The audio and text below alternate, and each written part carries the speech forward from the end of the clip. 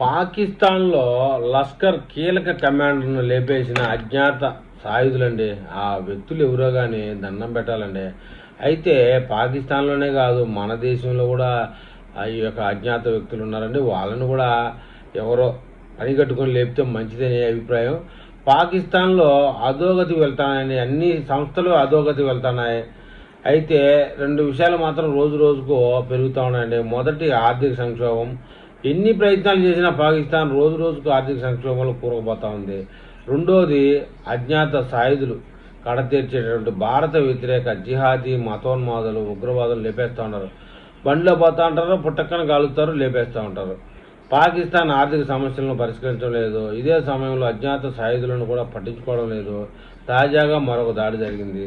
మొత్తానికి సంబురాల వేళ కీలక కమాండర్ తాజాగా పాకిస్తాన్ 10 రోజులు పండుగ చేసుకుంటుందండి. గత ఏడాది భారత్ నిర్వహించిన ఆపరేషన్ సింధూర్లో విజయం సాధించామని చెప్పుకుంటూ ఈ పండుగ చేసుకుంది. భారత దాడుల్లో పాకిస్తాన్ ఉగ్రవాద స్థావరాలు ధ్వంసమయ్యాయి. 100 మందికి పైగా ఉగ్రవాదులు హతమయ్యారు. ఇక పాకిస్తాన్ ప్రతి దాడులను కూడా భారత్ సమర్థవంతంగా తిప్పికొట్టింది. ఇదే సమయంలో ఆ దేశంలోని వైమానిక స్థావరాలను కూడా ధ్వంసం చేసింది. ఎయిర్ బేసులు తుక్కు అయ్యాయి.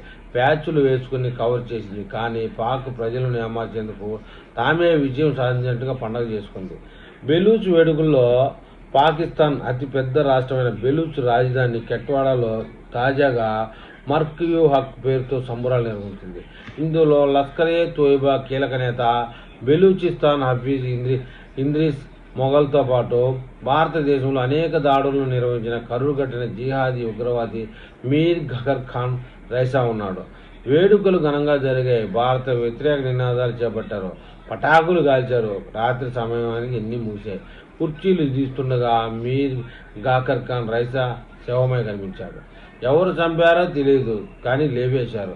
మొత్తానికి పాక్ సైనికులు కూడా ఇదిలా ఉంటే బెలూచిస్తాన్ లిబరేషన్ ఆర్మీకి చెందిన సాయుధులు పాకిస్తాన్ సైనికులను కూడా ఇదే సమయంలో లేపేశారు.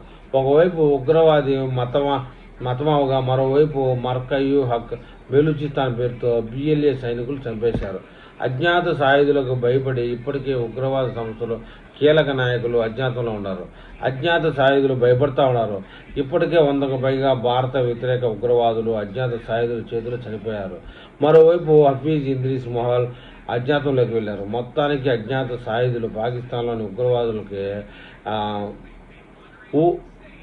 స్టార్ పోయిస్తున్నారండి. మొత్తానికి ఏది ఏమైనా కూడా మన దేశంలో ఉన్నటువంటి ఉగ్రవాదులను కూడా ఇలాగే మట్టు పెడితే బాగుంటుందేమోనని కొత్త ఆలోచన వస్తుంది. మరి ఈ విషయంలో ఏపీ ప్రజలు బీజేపీ కార్యకర్తలు ఏమని కామెంట్ చేస్తారో చూద్దాం.